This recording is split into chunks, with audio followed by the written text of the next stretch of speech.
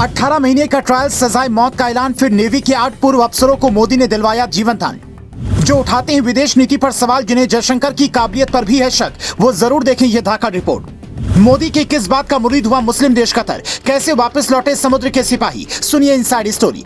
ये सिर्फ भारतीय विदेश मंत्रालय की ओर से जारी प्रेस रिलीज नहीं है, बल्कि ये हर सवाल उठाने वालों को करारा जवाब है जो कहते हैं कि मोदी सरकार की विदेश नीति कमजोर है, जिन्हें जयशंकर की काबिलियत पर भी शक होता है। ये उन लोगों के लिए तगड़ा जवाब है जिन्हें लग रहा था कि मोदी सरकार कतर में फंसे अपने पूर्व नौसैनिकों को अब नहीं छुड़वा पाएगी, पर पासा पलटा और मोदी सरकार ने अपनी मेहनत तगड़ी कूटनीति की मदद से सजाए मौत का ऐलान सुनकर टेंशन में आए पूर्व नौसैनिकों को जीवन दान दिलवा दिया। और ये सब कैसे संभव हुआ ये बताएंगे, पर उससे पहले इस लेटर में क्या लिखा है वो जान लीजिए। भारत सरकार उन 8 भारतीय नागरिकों की रिहाई का स्वागत करती है जो दोहरा ग्लोबल कंपनी के लिए काम कर रहे थे, जो कतर में हिरासत में थे। 8 में से 7 लोग भारत लौट चुके हैं। इन नागरिकों की रिहाई और घर वापसी को लेकर कतर के अमीर द्वारा लिए गए फैसले का हम स्वागत करते हैं। जब इन पूर्व अधिकारियों ने भारत की धरती पर कदम रखा तो इनका दिल बस यही कह रहा था कि मोदी है तो मुमकिन है, क्योंकि इनको दूसरी जिंदगी मिली है जिसकी उम्मीद में कई लोग जेल में ही दम तोड़ देते हैं। ये सभी अधिकारी कतर की नौसेना को ट्रेनिंग देते थे, लेकिन वहाँ की खुफिया एजेंसी ने अक्टूबर 2022 में इन्हें जासूसी के आरोप में पकड़कर जेल में डाल दिया।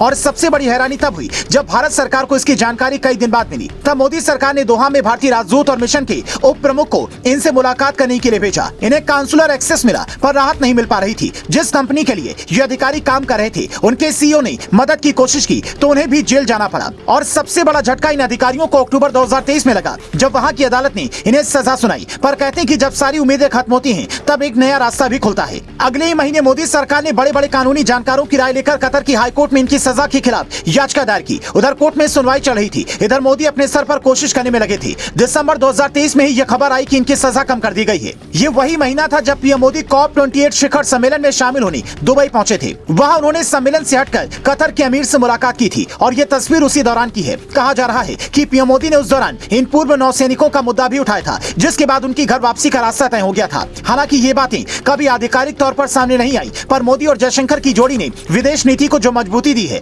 वो बताता है कि भारत बदल रहा है। पीएम मोदी के दौरे के करीब 1 महीने बाद यानी कि इसी साल जनवरी महीने में विदेश मंत्रालय की प्रवक्ता रणधीर जायसवाल ने ये तक कहा था कि हमारे पास कोर्ट का आदेश है, हमारी कानूनी टीम लगातार काम कर रही है। अब 12 फरवरी को उनका हिंदुस्तान आना भारत के लिए एक बड़ी कूटनीतिक जीत है। जो ओवैसी ये कह रहे थे कि पीएम मोदी बड़ी बड़ी बातें करते हैं कि इस्लामिक देश उनसे कितना प्यार करता है, उन्हें अपने पूर्व अधिकारियों को वापस लाना चाहिए। अब भारत सरकार की इस जीत पर क्या कहेंगे?